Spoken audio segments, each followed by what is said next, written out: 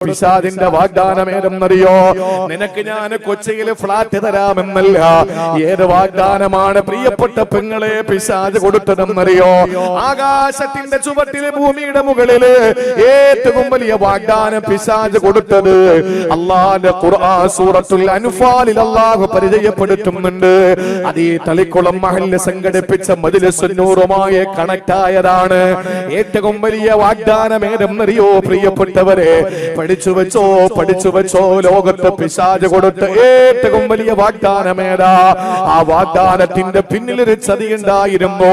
അത് നന്നായിട്ട് നിങ്ങൾ കേട്ടാ നിങ്ങൾക്ക് ബോധ്യപ്പെടുന്നതാണ്. ബദർ യുദ്ധം നടക്കുന്ന സമയത്ത് ഇവിടെ ബദരീങ്ങളെ പറ്റിയിട്ടില്ലേ മജ്‌ലിസുൻ നൂറിൽ നമ്മൾ പാരായണം ചെയ്യുന്നത്? നീണ്ട ഒരു വ്യാഴവട്ടക്കാലം ഈ പരിശുദ്ധമായ മജ്‌ലിസ് ഇവിടെ നടന്നുകൊണ്ടിരിക്കുമ്പോ അതിന്റെ 12ാമത്തെ വാർഷികത്തിലാണ് നമ്മൾ ഇവിടെ ഒരുമിച്ച് കൂടുന്നതെങ്കിൽ എന്നെ കേൾക്കുന്ന തളിക്കുളത്തെ പെങ്ങളെ, എന്റെ പ്രിയപ്പെട്ട ചെറുപ്പക്കാരാ, അത് ബദരീങ്ങളുടെ തവസ്സുലാക്കിയുള്ള പ്രാർത്ഥനയാണെങ്കിൽ ആ ബദരീങ്ങളെ തവസ്സുലാക്കിയിട്ടുള്ള പ്രാർത്ഥനയാണ് പടച്ചവനോട് നമ്മൾ ചെയ്യുന്നതെങ്കിൽ ആ ബദരീങ്ങൾ ഉണ്ടല്ലോ, ആ ബദരീങ്ങൾ രണാങ്കണത്തിലേക്ക് വന്ന ഒരു സമയമുണ്ടറിയുമല്ലോ. പരിശുദ്ധ റമളാൻ മാസത്തിന്റെ 17ാമത്തെ പകലിൽ അസർ കഴിയുമ്പോ ബദരീങ്ങളുടെ ചരിത്രത്തിൽ ആദ്യമായിട്ടാണ് അവർക്ക് റമളാൻ മാസത്തിലെ നോമ്പ് അല്ലാഹു നിർബന്ധമാക്കുന്നത്. അത് ഹിജ്റ 2ാം വർഷമാണ്. അല്ലാഹുവിന്റെ റസൂൽ സല്ലല്ലാഹു അലൈഹി വസല്ലമ തങ്ങൾ മക്കയിൽ നിന്ന് മദീനയിലേക്ക് പലായനം ചെയ്ത് 2 വർഷം എത്തിയപ്പോഴാണ് അന്ന് ഹബീബായ നബി തങ്ങൾക്ക് പ്രായം 55 ആണ്. 55 വയസ്സായവരെ തളിക്കുളത്ത് പള്ളിയിൽ നിസ്കരിക്കുന്നത് കസേരയിൽ ഇരുന്നിട്ടല്ലേ? പ്രിയപ്പെട്ട പ്രവാചകന് സഹാബത്ത് ബദർ എന്ന് പറയുന്ന പ്രദേശം വ്യാപാരമേള നടക്കുന്ന സ്ഥലമാണ്. അവിടെ ഒരു സ്ഥാപനമില്ല, അവിടെ ഏതെങ്കിലും രീതിയിലുള്ള കച്ചവടത്തിന്റെ ഏതെങ്കിലും അടയാളങ്ങളില്ല, മാർക്കറ്റുകളില്ല, ഒന്നുമില്ല. കൊല്ലത്തിൽ വ്യാപാരമേള നടക്കുന്ന ഒരു സ്ഥലമാണ് ബദർ. പരിശുദ്ധമായ മദീനയിൽ നിന്ന് 150 കിലോമീറ്റർ അപ്പുറത്ത്, സുമാർ മക്കയിൽ നിന്ന് 350 കിലോമീറ്റർ ഇപ്പുറത്ത് ബദർ എന്ന് പറയുന്ന വ്യാപാരമേള നടക്കുന്ന സ്ഥലത്തതാ തന്റെ ശത്രുക്കളായി അള്ളാഹു പരിചയപ്പെടുത്തിയവരിൽ നിന്ന് തന്റെ സ്വത്ത് തിരിച്ചു പഠിക്കാൻ അള്ളാന്റെ ഹബീബ് സഹാബത്തും അവിടെ പോകുമ്പോ ആകെ 313 പേരാണ്. ഏതാനും പൊട്ടിപ്പൊളഞ്ഞ തുരുമ്പിച്ച വാളുകളും പരിചകളുമാണ്. മെലിഞ്ഞുണങ്ങിയ ഒട്ടകങ്ങളാണ്, കുതിരകളാണ്. അവര് കണ്ണുകൊടിഞ്ഞവരാണ്, കവളൊട്ടിയവരാണ്, വയറൊട്ടിയവരാണ്, എല്ലുംതിവരാണ്. നന്നായിട്ട് ഭക്ഷണം കഴിക്കാനുള്ള സാമ്പത്തിക വിഭവങ്ങൾ ഒന്നുമില്ലാത്തവരാണ്. പക്ഷേ ബദറിലേക്ക് അവർ എത്തിച്ചേരുമ്പോ ശത്രുപക്ഷത്താരാ നിൽക്കുന്നതെന്നറിയോ? ആയിരക്കണക്കിന് ആളുകളാണ് പ്രിയപ്പെട്ടവരെ ശത്രുക്കളുടെ ഭാഗത്തുള്ളത്. അവര് വന്നതോ യുദ്ധം ചെയ്യാൻ വേണ്ടിയിട്ടാണ് വന്നത്. അതിന്റെ ചരിത്രങ്ങളൊക്കെ നിങ്ങൾക്ക് അറിയുന്നവരല്ലേ? ആ ഭാഗത്തേക്ക് ഞാൻ പോകുന്നില്ല. പക്ഷേ ഒന്ന് നിങ്ങൾ അറിയണേ, ആയിരക്കണക്കിന് ശത്രുക്കള് ബദറിൽ അവര് തമ്പടിക്കുമ്പോ മാസങ്ങളോളം യുദ്ധം ചെയ്യാനുള്ള എല്ലാ സാമഗ്രികളും സംവിധാനങ്ങളുമായിട്ടാ വന്നത്. അവർക്കെല്ലാ ഒട്ടാശകളും പ്രോത്സാഹനങ്ങളും ചെയ്തു കൊടുക്കാൻ അവരുടെ പിന്നിലായിട്ട് അവരുടെ ഭാര്യമാരുണ്ട്, സുന്ദരിമാരായ ഭാര്യമാര്. ബദർ യുദ്ധത്തിലെ രണാങ്കണത്തിലേക്ക് വരുന്ന ശത്രുക്കൾക്ക് വേണ്ടി എല്ലാ പിന്തുണകളും കൊടുത്ത് കൈയൊട്ടിയിട്ടവരെ ആശീർവദിക്കാൻ, അവരെ പ്രോത്സാഹിപ്പിക്കാൻ, അവർക്കൊരു പ്രത്യേക ഉത്തേജനം നൽകാൻ അവരുടെ ഭാര്യമാര് കൂടെയുണ്ട് ടെമ്പുകളില്. ഇവിടെ ആരാ ഉള്ളതെന്നറിയോ? സഹോദരങ്ങളെ, കഴിക്കാൻ കുടിക്കാൻ വെള്ളമില്ല, കഴിക്കാൻ ഭക്ഷണമില്ല, എല്ലും പോലുമായ പ്രിയപ്പെട്ട സഹാബാ രണാങ്കണത്തിലേക്ക് ഇറങ്ങുന്ന സമയത്ത് അല്ലാഹു റബ്ബുൽ ഇസ്സത്തിനോട് ദുആ ചെയ്തിട്ടാണ് ഇറങ്ങിയത്. അല്ലാഹുവിന്റെ മുന്നിൽ കൈകൾ നീട്ടിയിട്ടാണ് ബദരീങ്ങൾ ഇറങ്ങി പോകുന്നത്. എന്നാൽ ശത്രുക്കളുടെ ഭാഗത്തൊരു സംഭവം നടന്നു. എന്താണെന്നറിയോ? സൂറത്തുൽ അൻഫാലിൽ അല്ലാഹു പറയുന്നുണ്ട്, വഇദ് സയ്യന ലഹുമുശ് ശൈത്വാനു അഅമാലഹു. ശത്രുക്കളുടെ എല്ലാ പ്രവർത്തനങ്ങളെയും പിശാച് അവർക്ക് അഴകാക്കി കൊടുക്കുകയാ. ശൈത്താൻ അവരോട് വന്നിട്ട് പറഞ്ഞു, ശത്രുക്കളോട് വന്നിട്ട് പറഞ്ഞു, നിങ്ങൾ ചെയ്യുന്നതാണ് ശരി, നിങ്ങൾ ചെയ്യുന്നതാണ് ശരി, നിങ്ങളാണ് ശരിയായിട്ടുള്ളത്, ഈ ലോകത്ത് ശരിയായ കൂട്ടര് നിങ്ങളാണ് എന്ന് പറഞ്ഞു ഇറങ്ങിയിട്ട് സുറാഖത്ത് ബിൻ മാലിക്കിന്റെ കോലത്തില് പിശാചരാ ബദറിലേക്ക് ഇറങ്ങുകയാ. അങ്ങനെ ബദറിലേക്ക് ഇറങ്ങിയിട്ട് സുറാഖത്ത് ബിൻ മാലിക്കിന്റെ രൂപത്തില് അവരുടെ ഒരു നേതാവാണ്. ആ കോലത്തില് ബദറിലേക്ക് ഇറങ്ങിയിട്ട് ശത്രുക്കൾക്ക് വേണ്ടി ആദ്യം ചെയ്ത പണി എന്തെന്നറിയോ? നിങ്ങൾ ചെയ്യുന്നതാണ് ശരിയെന്നവരെ തോന്നിപ്പിച്ചു കൊടുക്കുകയാണ്. നിരീശ്വരവാദികൾ ഇന്ന് പറയുന്നതും അവര് ചെയ്യുന്നത് ശരിയെന്നല്ലേ, യുക്തിവാദികൾ ചെയ്യുന്നത് ശരിയെന്നല്ലേ അവരുടെ വാദം. അവര് ചെയ്യുന്നതാണ് ശരിയെന്ന് അവർക്ക് തോന്നിപ്പിച്ചു കൊടുക്കുന്നത് പിശാചാണ്. ബദറിൽ പങ്കെടുത്ത ശത്രുക്കൾക്കും അല്ലാഹു റബ്ബുൽ ഇസ്സത്ത് അവിടെ തോന്നിപ്പിക്കാൻ പിശാചിന് അനുവാദം കൊടുത്തു. പിശാച് വന്നവർക്ക് പ്രവർത്തനങ്ങളെ മോഹം അവർക്ക് ഏറ്റവും മനോഹരമാക്കി കൊടുക്കുമ്പോ പിശാച് സുറാഖത്ത് ബിൻ മാലിക്കിന്റെ കോലത്തിൽ അവരോട് പറഞ്ഞത്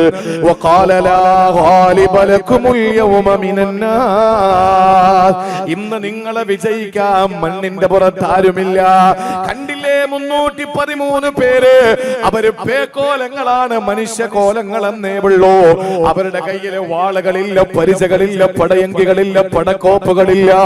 അവരുടെ കയ്യിൽ യാതൊരു നിലയിലുള്ള സംവിധാനങ്ങളുമില്ല.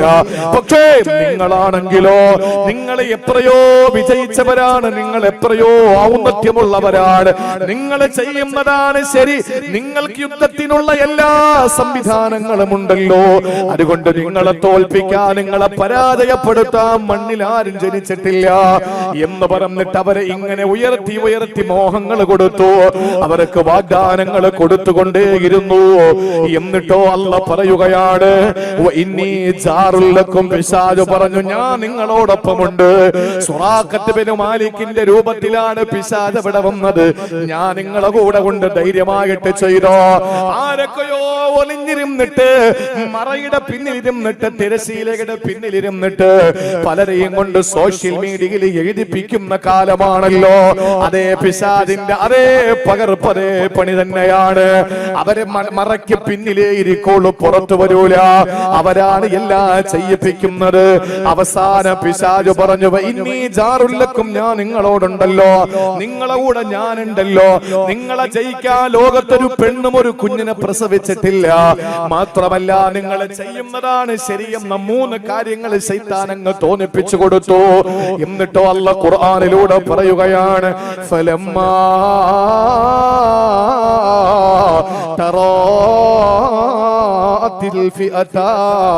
രണ്ട് സംഘങ്ങളും അതാ പോർമുഖത്തിൽ വന്നിട്ട് മുഖത്തോട് മുഖം നോക്കിയിട്ട് പോരാട്ടം നടത്തുമ്പോ ജഹ്ലിയ്യത്തിന്റെയും അതുപോലെ ഇരുളിന്റെയും അതുപോലെ വെളിച്ചത്തിന്റെയും 2 സംഘങ്ങള്, അല്ലാഹുവിന്റെയും പിശാചിന്റെയും 2 സംഘങ്ങള്, യാഥാർത്ഥ്യത്തിന്റെയും അതുപോലെ അസത്യത്തിന്റെയും 2 സംഘങ്ങള്, കുഫറിന്റെയും ഈമാനിന്റെയും 2 സംഘങ്ങള്. അവര് ബദറിൽ വന്ന് മുഖത്തോട് മുഖം നോക്കുമ്പോ ഇദാ നകസ അലാ അഖിബൈ, അല്ലാഹ് പറയുന്നു, ഇദാ പിശാച് സുറാഖത്ത് ബിൻ മാലിക്കിന്റെ കോലത്തിൽ വന്ന പിശാച് നകസ അലാ അഖിബൈഹി, ഓടടാ ഓട്ടം, അവൻ അവിടെ നിന്ന് ഓടുകയാണ്. എന്നിട്ട് പറഞ്ഞതെന്തെന്നറിയോ? വഖാല ഇന്നി ബരീഉം മിൻകും ഇന്നി അറാ മാ ലാ തറൗ. ശത്രുക്കളോട്, ആയിരങ്ങളോട് പറയുകയാണ്, എടാ നിങ്ങൾ കാണാത്ത ചിലത് ഞാൻ കാണുന്നുണ്ട്, നിങ്ങൾ കാണാത്ത പലത് ഞാൻ കാണുന്നുണ്ട്. എന്താ ശൈത്താൻ കണ്ടതെന്നറിയോ? ബദറിൽ ഇറങ്ങി മലക്കുകൾ സമരത്തിനാ, അവർ കൊണ്ട് തലയിൽ കെട്ടുവാലും പുറകിലാ. ബദറിൽ ഇറങ്ങി മലക്കുകൾ സമരത്തിനാ, അവർ കൊണ്ട് തലയിൽ കെട്ടുവാലും പുറകിലാ. ആയിരക്കണക്കിന് മാലാകമാര് അല്ലാഹുവിന്റെ വാനലോകത്ത് നിന്ന് ബദറിന്റെ മണ്ണിലേക്കല്ല ഇറക്കുമ്പോ, പ്രിയപ്പെട്ടവരെ, ദൂരെ നിന്നിട്ട് പിശാച് മലക്കുകളെ കണ്ടു. മലക്കുകളെ കണ്ടപ്പോ ആ പിശാച് അമ്പരന്ന് പേടിച്ച് സംഭീതനായി പിന്നോട്ടോടുകയാ. ആളുകൾ വിളിച്ചു. സുറാഖത്ത് ബിൻ മാലിക്കിന്റെ കോലത്തിൽ വന്ന പിശാചിനെ വിളിച്ചു. എടാ, നീയല്ലേ ഞങ്ങളെ കൂടെണ്ടെന്ന് പറഞ്ഞത്? നീയല്ലേ പറഞ്ഞത് ഞങ്ങളെ ജയിക്കാൻ ഭൂമിയിൽ ഒരു പെണ്ണൊരു കുഞ്ഞിനെ പെറ്റിട്ടില്ലെന്ന്? നീയല്ലേ പറഞ്ഞത് ഞങ്ങളെ ചെയ്യുന്നത് ശരിയാണെന്ന്? ഇപ്പൊ നീ എങ്ങോട്ടാ പോകുന്നത്? ആ സമയത്ത് പിശാച് പറഞ്ഞു, ഇന്നി ബരീഉം മിൻഹു, ഞാൻ നിങ്ങളിൽ നിന്ന് ഒഴിവാവുകയാണ്. ഇന്നി അറാ മാ ലാ തറൂ, നിങ്ങളെ കാണാത്ത പലതും ഞാൻ കാണുന്നുണ്ട്. ഇന്നി അഖാഫുല്ലാഹ്, എനിക്ക് പടച്ചോനെ പേടിയാ. വല്ലാഹു ശദീദുൽ ഇഖാബ്, കാരണം അവൻ കഠിനമായി ശിക്ഷിക്കുന്നവനാണ് എന്ന് പറഞ്ഞിട്ട് ഒരൊറ്റ ഓട്ടം അങ്ങോടിയപ്പോ ബദരീങ്ങൾക്ക് എന്താ സംഭവിച്ചതെന്നറിയോ? അല്ലാഹുവിന്റെ പരിശുദ്ധമായ ഖുർആൻ പറഞ്ഞതുപോലെ, വലഖദ് നസറകുമുല്ലാഹു ബിബദരിൻ വഅൻതും അദില്ല, നിങ്ങൾ ന്യൂനപക്ഷമായിരിക്കവേ ബദറിൽ നിങ്ങൾ എന്തുകൊണ്ടാണ് വിജയിച്ചതെന്നറിയോ? ആ ബദറിലെ സഹാബത്തിന്റെ പ്രത്യേകത, ഹുമുർ റിജാലു ബലാ ഹുമുൽ ജിബാലു ബലാ കബ്ബഗിരി ഫീ ഹിമ്മത്തിൻ ബൽസാദത്തുൻ കുബറാ. ബദരീങ്ങളെ പർവ്വത സമാനമായവരായിരുന്നു. പർവ്വത സമാനമാണ് ബദരീങ്ങൾ. പർവ്വതത്തിന്റെ പ്രത്യേകത എന്താ? ഒരിക്കലും കൊടുങ്കാറ്റ് അതിനെ തകർക്കൂല. എത്ര കഠിനമായ താപം അരുണന്റെ കിരണങ്ങളേറ്റിട്ട് ഒരിക്കലും പർവ്വതം ഉരുകിപ്പോകൂല. എത്ര മലവെള്ളപ്പാച്ചിൽ വന്നാലും ആ പർവ്വതത്തെ ഒഴുക്കിക്കൊണ്ടുപോകൂല. എത്ര കഠിനമായ ശൈത്യം വന്നാലും ആ പർവ്വതത്തിന്റെ മണ്ണ് ഉറച്ചൈസ് കട്ടയാ പോലെ ആവൂല. ആ നിലയിൽ പർവ്വതത്തെ പോലെയാണ് ബദരീങ്ങൾ, ഉറച്ചു നിന്നു. അപ്പോഴോ എന്റെ പ്രിയപ്പെട്ട സഹോദരങ്ങളെ, പിശാച് ഒരൊറ്റ ഓട്ടം. നിങ്ങൾക്ക് മനസ്സിലായില്ലേ?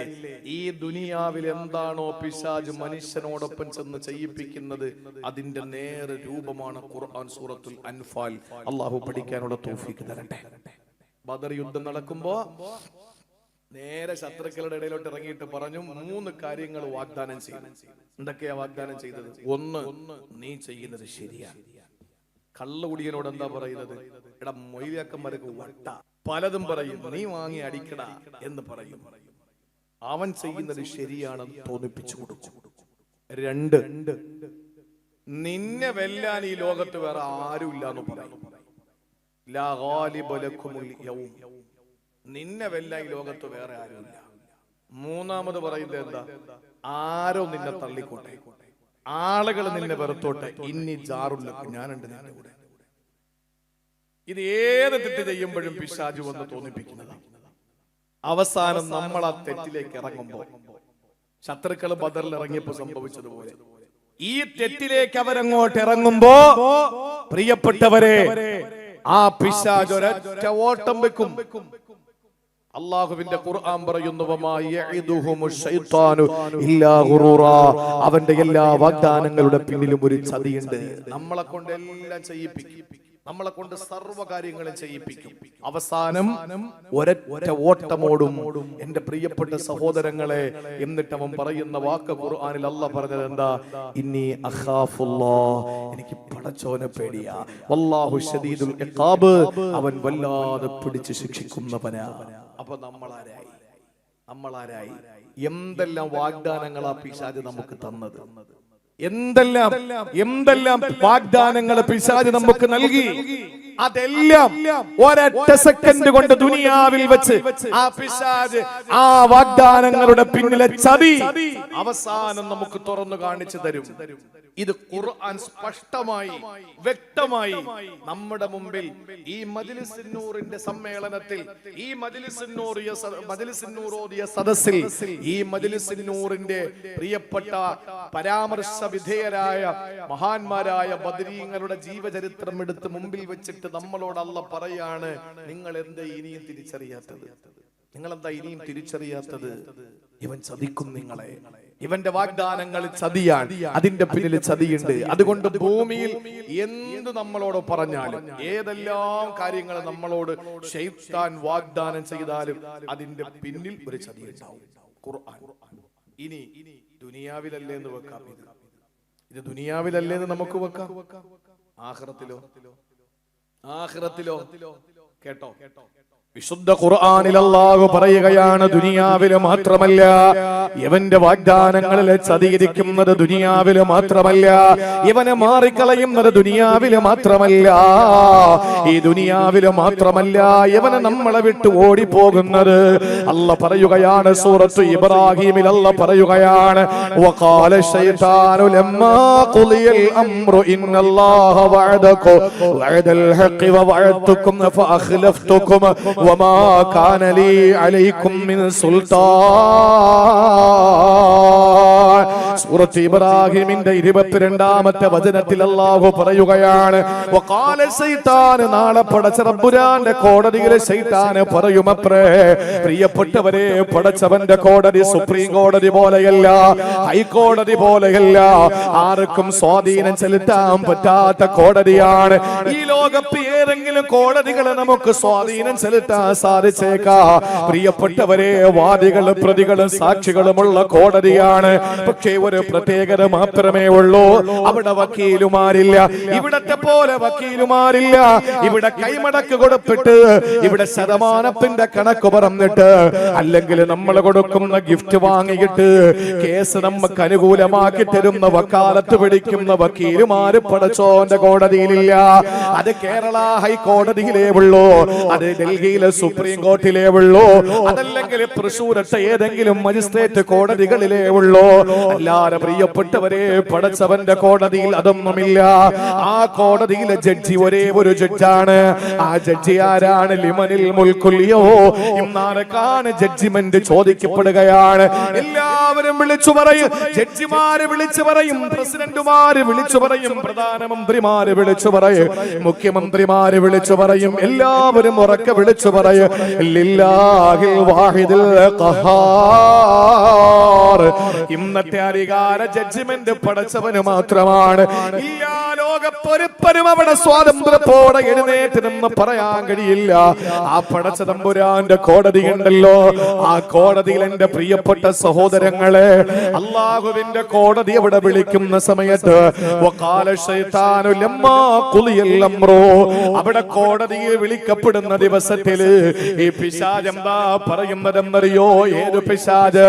നിങ്ങളെ കൊണ്ട് കള്ള് കുടിപ്പിച്ച, നിങ്ങളെ കൊണ്ട് പലിശ വാങ്ങിപ്പിച്ച, നിങ്ങളെ കൊണ്ട് സ്വന്തം സഹോദരന്റെ സമ്പത്ത് പോലും പിടിച്ചെടുത്തിട്ട് കോടിക്കണക്കിന് രൂപ വരുന്ന കൊട്ടാരങ്ങൾ വെച്ച് പണി കഴിപ്പിച്ച് സന്തോഷത്തോടെ സുഖ സൗകര്യത്തോടെ ജീവിച്ചിരിക്കുമ്പോ ഏതെല്ലാം ആർഭാടത്തിൽ ജീവിക്കാൻ കഴിയുമോ, ആസ്വാദനങ്ങളിൽ മുഴുകാൻ കഴിയുമോ, ഏതെല്ലാം തരംതാണ പ്രവർത്തനങ്ങൾ ചെയ്തിട്ട് ആരാനെ തട്ടിച്ച് പറ്റിച്ചും വെട്ടിച്ചും നിനക്കെത്ര ഉണ്ടാക്കാൻ കഴിയുമെന്ന് ചിന്തിച്ച് രാവും പകല് കണ്ണീരും കയ്യുമായി കഴിയുന്ന സമൂഹത്തെ ബാക്കിയാക്കിയിട്ട് പണം തട്ടിയെടുത്തിട്ട് കൊട്ടാരങ്ങൾ വെക്കുമ്പോ, അല്ലെങ്കിൽ വലിയ വലിയ രമ്യകർമ്മങ്ങൾ പണി കഴിപ്പിച്ചിട്ട് രാജകുമാരന്മാരായി ജീവിച്ചു കൊണ്ടിരിക്കുമ്പോ, നാളെ പടച്ചവന്റെ കോടതിയുണ്ട്.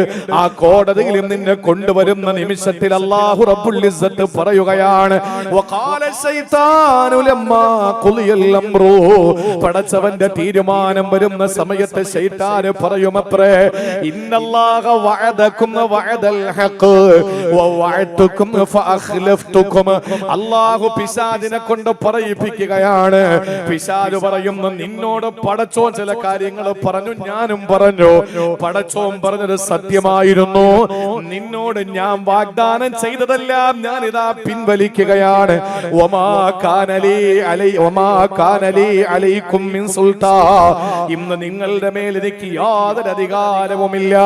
ദുനിയാവിൽ നിങ്ങളെ ഷാപ്പിന്റെ മുമ്പിൽ കൊണ്ടുപോയത് ഞാനാണ്, ബാറിന്റെ മുന്നിൽ കൊണ്ടുപോയത് ഞാനാണ്, നിങ്ങളെ ഞാനാണ് വ്യഭിചാരശാലകളിൽ കൊണ്ടുപോയത്, നിങ്ങളെ ഞാനാണ് പലിശക്കാരന്റെ വീട്ടുമുറ്റത്ത് കൊട്ടാരത്തിന്റെ മുമ്പിൽ കൊണ്ടുപോയത്, നിങ്ങളെ ഞാൻ ദുനിയാവിൽ എല്ലാ സ്ഥലങ്ങളിലും കൊണ്ടുപോയി.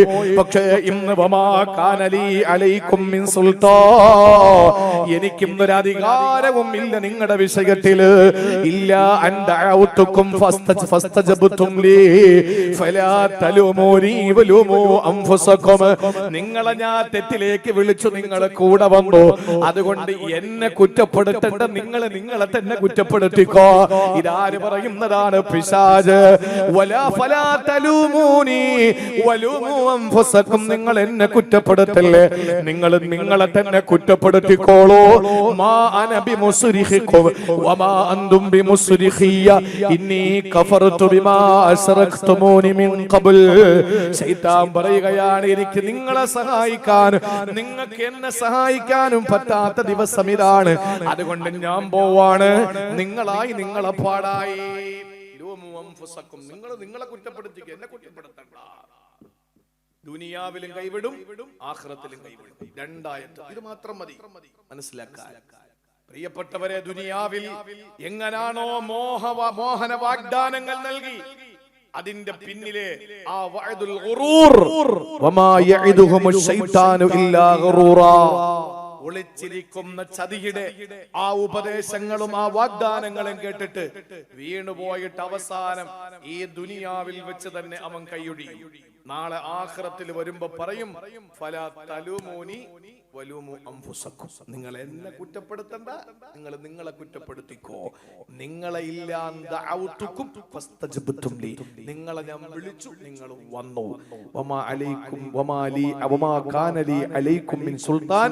ഇന്ന് എനിക്ക് യാതൊരു അധികാരവും നിങ്ങളുടെ വിഷയത്തിലില്ല. വമാ അന ബിമുസ്രിഖികും. നിങ്ങളെ സഹായിക്കാൻ എനിക്ക് പറ്റൂല. വമാ അൻതും ബിമുസ്രിഖിയ. നിങ്ങൾ എന്നെയും സഹായിക്കാൻ പറ്റാത്ത ഒരു സന്ദർഭമാണെന്ന് പറഞ്ഞിട്ട് പിശാച് പോകും. അന്ന് ആര് സഹായിക്കും? പറ. അന്ന് ആരാണ് നമുക്ക് സഹായിക്കാൻ വരിക? ഈ ചതി നമ്മൾ ഇവിടെ വെച്ച് തിരിച്ചറിയണ്ടേ? ഈ ചതി നമ്മൾ ഇവിടെ വെച്ച് തിരിച്ചറിയണ്ടേ? ഇനി എന്നാണ് നമ്മൾ തിരിച്ചറിയുക? ഇനി എവിടെ വെച്ചാണ് നമ്മൾ ഇതിനൊരു തിരിച്ചറിവുണ്ടായി നമ്മുടെ ജീവിതത്തിൽ ഒരു മാറ്റമുണ്ടാക്കാൻ ഞാനും നിങ്ങളും ശ്രമിക്കുക? അതുകൊണ്ട് പ്രിയപ്പെട്ട സഹോദരങ്ങളെ, നമ്മുടെ ജീവിതത്തിൽ കിട്ടുന്ന ഒരവസരങ്ങളും പാഴാക്കാതെ, ഒരു രണഭൂവിൽ, ഒരു യുദ്ധക്കളത്തിൽ, ഒരു രണാങ്കണത്തിൽ ശക്തിക്ക് യാതൊരു വിലയുമില്ല. നിങ്ങളത് അത് ബേസ് ആയിട്ടുള്ള ഒരു അറിവാണ്. രണാങ്കണത്തിൽ ഒരു കാരണവശാലും ശക്തിക്ക് യാതൊരു നിലയിലുള്ള ഒരു സാഹചര്യങ്ങളുമില്ല. മറിച്ച് ബുദ്ധിക്കാൻ. നമ്മളൊരു പക്ഷേ ഇപ്പൊ നമ്മൾ ശക്തി കുറഞ്ഞവരായി. നമുക്ക് ശക്തിയല്ല വേണ്ടത്, നമുക്ക് വേണ്ടത് ബുദ്ധിയാണ്. ബുദ്ധി വേണം. ഇതൊരു രണാങ്കണമാണ്, ഇതൊരു യുദ്ധക്കളമാണ്. പോരാട്ടം നമ്മൾ നടത്തുകയാണ്. ഏതിനോടൊക്കെയാ പോരാടുക? അമ്മായി അമ്മ. ചില വീട്ടില് അമ്മായി അമ്മയോട് പോരാട്ടമുണ്ട്, ചില വീട്ടില് നാത്തൂമാരോട് പോരാട്ടമുണ്ട്, ചില വീട്ടില് അങ്ങനെ പല രീതിയിലുള്ള പോരാട്ടങ്ങളുണ്ട്. പക്ഷേ ഈ ലോകത്ത് നമ്മൾ ജീവിക്കുമ്പോൾ നമ്മൾ പോരാടുന്നത് നഫ്സാനിയത്തെന്ന തന്നിഷ്ടത്തോട്, ഹയവാനിയത്തെന്ന മൃഗീയതയോട്, ശൈത്താനിയത്തെന്ന പൈശാചികതയോട്. ഇത് മൂന്നിനോടും നമ്മൾ പോരാടിക്കുക. സ്വന്തത്തോട് പോരാടുന്നു. നിന്റെ ഇച്ഛകൾക്ക് യാതൊരു വയല് വെക്കാനൊന്നും പോണ്ട. ഈ മഞ്ഞത്തെന്തിനാ പോയിരിക്കുന്നത്? ലൈവ് ഉണ്ടല്ലോ, വീട്ടിൽ ഇരുന്ന് നന്നായിട്ട് HD ക്ലാരിറ്റിയിൽ കാണാമല്ലോ. അതുകൊണ്ട് നീ എന്തിനാ വാളിന് പോണത്? ശരിയാണ്, ഇത് നിന്റെ തന്നിഷ്ടമാണ്, നിന്റെ തോന്നിയാസമാണ്, നിന്റെ ശരീര ഇച്ഛയാണ്, നിന്റെ ജഡികേച്ഛയാണ്, നിന്റെ മോഹമാണ്. ഇത് ചില ആളുകൾക്ക് ഇതിന് നഫ്സാനിയത്ത് എന്നാ പറയാ. ഇനി ചില ആളുകൾക്ക് ശൈത്താനിയത്ത് ഉണ്ടാവും. എന്ന് പറഞ്ഞ പൈശാചികത, പിശാച് പലതും ചെയ്യിപ്പിക്കും. ഇവിടെ വരും ആ നഫ്സാനിയത്ത്, ആ ശരീരത്തിന്റെ മോഹം, പോണ്ടാന്ന മോഹമൊക്കെ കളഞ്ഞിട്ട് ഇവിടെ വരും. ഇവിടെ വന്നിരുന്നാൽ പിന്നെന്താ ചെയ്യുന്നതെന്നറിയോ? ഇവിടെ വന്നിരുന്ന് ശൈത്താനിയത്തിന്റെ പണി. അതെങ്ങനെയാ? എന്തൊക്കെ വീഴ്ചകളുണ്ടോ, എന്തൊക്കെ പ്രസംഗത്തിലുള്ള കുറവുണ്ടോ, എന്തൊക്കെ സംഘാടനത്തിലുള്ള കുറവുണ്ടോ, അതെല്ലാം നോക്കിയിട്ട് അതെല്ലാം എന്ത് ചെയ്യും? ഇവിടെ ഇരുന്ന് മറ്റുള്ളവരിലേക്ക് കൊടുക്കുന്ന പിശാചിന്റെ പണി. അതാണ് പൈശാചികത. ഇനി അതും അവഗണിച്ചുകൊണ്ട് ചില ആളുകൾ വന്നാൽ പോലും, ഇവിടത്തെ കാര്യമല്ല, പൊതുവെയുള്ള കാര്യം പറയാൻ, അവര് നേരെ പോകുന്നത് ഹയവാനിയത്തിലേക്കാണ്. മൃഗതുല്യമായ സമീപനം എന്ന് പറഞ്ഞാൽ ഫേസ്ബുക്കിൽ പോയിട്ട് കുത്തിക്കുറിക്കുക, ഇല്ലേ? മൃഗങ്ങൾ പോലും അറയ്ക്കുന്ന, ചെയ്യാൻ മടിക്കുന്ന കാര്യങ്ങൾ ചെയ്തുകൊണ്ടിരിക്കുക. ഇതൊക്കെയാണ് പൊതുവെ സമൂഹത്തിൽ നടക്കുന്നത്. നിങ്ങൾ നോക്കിയിട്ടുണ്ട്, ഏത് നന്മ ചെയ്താലും അതിനെ ചോദ്യം ചെയ്യാൻ ഒരു സമൂഹം ഇന്ന് സജീവമാണ്. ഏത് നന്മ ചെയ്താലും ഞാൻ ഇപ്പോഴും പറയുന്നു, അത് ഇതര സമുദായക്കാരേ അല്ല, ഇതര സമുദായത്തിൽപ്പെട്ടവരല്ല, നമ്മുടെ സമുദായത്തിൽപ്പെട്ടവര്. അവരാണ് എന്ത് തെറ്റ് കണ്ടാലും, ഏത് കാര്യം കണ്ടാലും വിമർശിക്കാനുള്ള സ്വാതന്ത്ര്യവും അവകാശവും മറ്റുള്ളവരെ പോലെ അവർക്കും ഉണ്ടായിരിക്കവേ, തെറ്റ് കണ്ടാൽ വിമർശിക്കുകയും കുറ്റപ്പെടുത്തുകയും ചെയ്യാതെ യാഥാർത്ഥ്യങ്ങളെയും ശരിയെയും പറയുമ്പോ അതിനെതിരെ വിരളി പൂണ്ടിട്ട് ഇങ്ങനെ വിളിച്ചു പോകുന്ന ഒരു സമൂഹമുണ്ട്.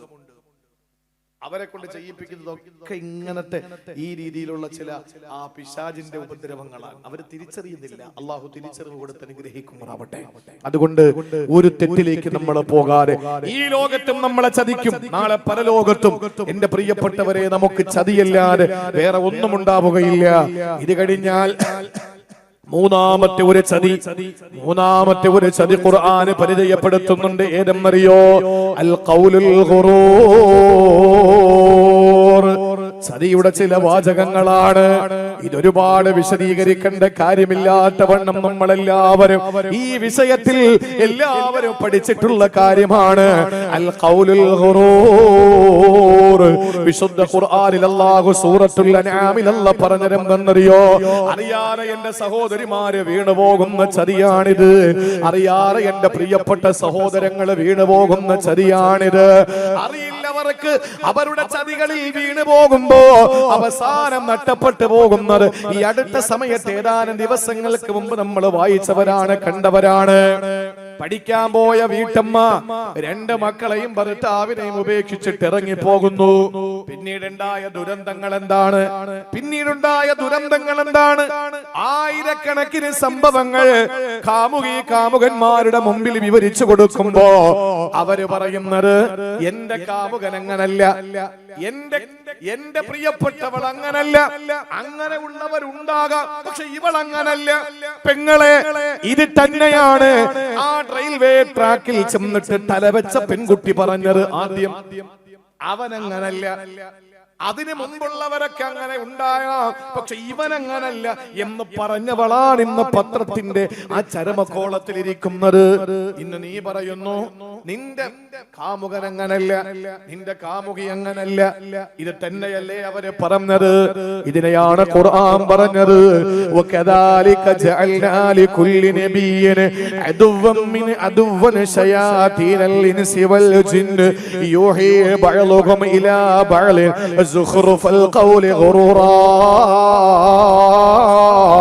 വിശുദ്ധ ഖുർആൻ സൂറത്തുൽ അൻആമിൽ അല്ലാഹു പറയുകയാണ്, പ്രിയപ്പെട്ട സഹോദരങ്ങളെ, വഞ്ചനാത്മകമായ ചില മോഹന വാഗ്ദാനങ്ങൾ പരസ്പരം പങ്കുവെക്കുന്നവരായ ശൈത്താന്മാര്, ഏത് വിഭാഗത്തില്, ജിന്ന് വിഭാഗത്തിലെയും മനുഷ്യ വിഭാഗത്തിലെയും ശൈത്താന്മാര്, ജിന്ന് വിഭാഗത്തിലെയും മനുഷ്യ വിഭാഗത്തിലെയും ശൈത്താന്മാര്. ഖുർആന്റെ വാക്ക് ശ്രദ്ധിക്കണം നിങ്ങൾ. ചില ആളുകളൊക്കെ മനുഷ്യരെ മുഖത്ത് നോക്കിയിട്ട് ശൈത്താനെ എന്ന് പറയും. അപ്പൊ നമ്മൾ ചോദിക്കുക, അങ്ങനെ വിളിക്കാൻ പാടുണ്ടോ? അല്ലാഹു വിളിച്ചു. ആരെ? പഠിച്ചോളി, മനുഷ്യരിൽ ശൈത്താനുണ്ടോ? നിങ്ങൾക്ക് എന്താ സംശയം? ജിന്നുകളിൽ ശൈത്താനുണ്ട്, ഒരു തർക്കവും ഇല്ല. ജിന്നുകളിൽ ശൈത്താനുണ്ട്. ശൈത്താൻ ഒരിക്കലും മലക്കുകളുടെ കൂട്ടത്തിൽപ്പെട്ടവനല്ല. മലക്കുകളെ സൃഷ്ടിച്ചത് പ്രകാശം കൊണ്ടാണ്.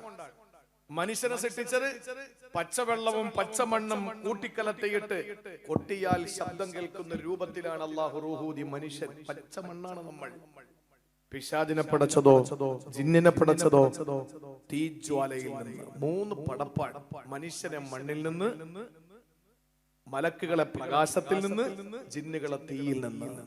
പ്രിയപ്പെട്ട സഹോദരങ്ങളെ, അതുകൊണ്ട് ജിന്നെന്ന് പറയുന്നത്, പിശാച് എന്ന് പറയുന്നത് ജിന്നിൽപ്പെട്ടതാണ്. അപ്പൊ ജിന്നുകളിൽപ്പെട്ട ശൈത്താനുണ്ടെന്നുള്ള തർക്കമില്ല.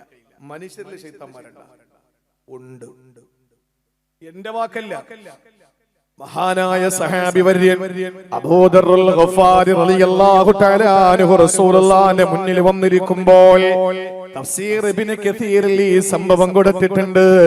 അള്ളാന്റെ പ്രിയപ്പെട്ട പ്രവാചകനെ സയ്യിദുനാ മുഹമ്മദുർ റസൂലുള്ളാഹി സ്വല്ലല്ലാഹു അലൈഹി വസല്ലമ തങ്ങളുടെ ആ പരിശുദ്ധ റിസാലത്തിന്റെ പൊൻചമ്പകപ്പൂ ചുണ്ടിലേക്ക് നോക്കി പ്രിയപ്പെട്ട അബൂദർ ഗഫാർ റളിയല്ലാഹു തആല അൻഹു വന്നിരിക്കുന്ന സമയത്ത് അബൂദർ തങ്ങളോട് റസൂലുള്ളാഹി പറഞ്ഞു പത്രേ, അബൂദറേ പോയി 2 റക്അത്ത് നമസ്കരിക്കുമോ?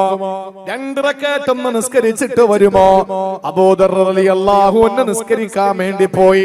നമസ്കാരം കഴിഞ്ഞിട്ട് അല്ലാഹുവിന്റെ ഹബീബിന്റെ ചാരത്തണയുമ്പോൾ അല്ലാഹുവിന്റെ റസൂൽ ചോദിച്ചു പത്രേ അബൂദറിനോട്, അബൂദറേ യാ അബൂദർ തഅവദു ബില്ലാഹി മിൻ ശർരി ശയാതീനിൽ ഇൻസി വൽ ജിന്നി, മനുഷ്യ ഭൂതവർഗത്തിലുള്ള പിശാചിൽ നിന്ന് കാവൽ തേടിയോ അബൂദറേ? നീ നിസ്കാരം കഴിഞ്ഞിട്ട് പടച്ചവനോട് ജിന്നുകളിലെയും മനുഷ്യരിലെയും ശൈത്താനിൽ നിന്ന് കാവൽ തേടിയോ? അബൂദർ റളിയല്ലാഹു അൻഹു തേടിയെന്നോ തേടിയില്ലെന്നോ പറഞ്ഞില്ല. തിരിച്ചൊരു ചോദ്യം അങ്ങോട്ട് ചോദിച്ചു. അല്ലാഹുവിന്റെ റസൂലിനോട് ചോദിക്കുന്ന അബൂദർ റളിയല്ലാഹു അൻഹു, നബിയേ മനുഷ്യരിൽ ശൈത്താനുണ്ടോ? മനുഷ്യരിൽ ശൈത്താനുണ്ടോ? തളിക്കുളത്തുകാരെ ഗൗരവത്തോടെ കേട്ടോളിൻ. അല്ലാഹുവിന്റെ റസൂൽ സ്വല്ലല്ലാഹു അലൈഹി വസല്ലമ തങ്ങളോട് അബൂദർ തങ്ങൾ ചോദിക്കുന്നു, മനുഷ്യരിൽ ശൈത്താനുണ്ടോ എന്ന് ചോദിച്ചപ്പോ നബി തങ്ങൾ പറയുകയാണ്, നഅം ഹും ശർറും മിൻ ശയാതീനിൽ ജിന്നി, ജിന്നുകളിൽപ്പെട്ട ശൈത്താനേക്കാൾ കൊടും ക്രൂരന്മാരാണ് മനുഷ്യരിലെ ശൈത്താന്മാര്. മനുഷ്യരിലെ ശൈത്താന്മാര് ആരാണ് എന്ന്, നമ്മുടെ കൂട്ടത്തിൽ ശൈത്താന്റെ സ്വഭാവമുള്ളത് ആരാണ് എന്ന്, ശൈത്താന്റെ പണിയെടുക്കുന്നത് ആരാണ് എന്ന് വ്യക്തമായി ഖുർആനിൽ അല്ലാഹു തആല ഈ ആയത്തിൽ പറഞ്ഞു. ആരാ? അല്ലാഹുവിന്റെ ഖുർആൻ പറയുന്നു, സുഖ്റുഫൽ ഖൗലി ഖുറൂറ, മോഹന വാഗ്ദാനങ്ങൾ, വഞ്ചനാത്മകമായ വാഗ്ദാനങ്ങൾ നൽകിയിട്ട് മനുഷ്യനെ ചതിയിലേക്ക് കൊണ്ടെത്തിക്കുന്ന നമ്മുടെ കൂട്ടുകാര്. എപ്പോഴാണോ നമ്മുടെ പിന്നിൽ കൂട്ടുകാര് ചതിയന്മാരായി മാറുന്നത്, അവൻ ശൈത്താനാണ്.